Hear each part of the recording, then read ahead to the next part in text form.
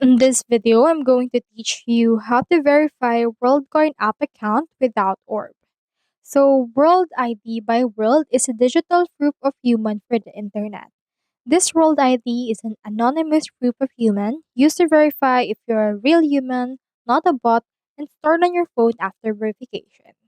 Now, as you can see right here, an orb is something that you can use to verify your World ID. So that, just click on this verify in right here and it will open in here this part.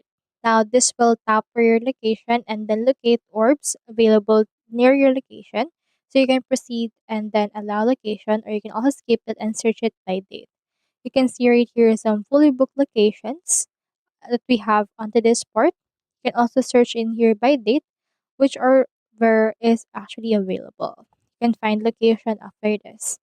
Now, as you can see right here, some users already expressed dissatisfaction with the verification process since you need to actually scan your eyeball in order to authenticate your account. So this, for some others, is a privacy reason in order to not use it.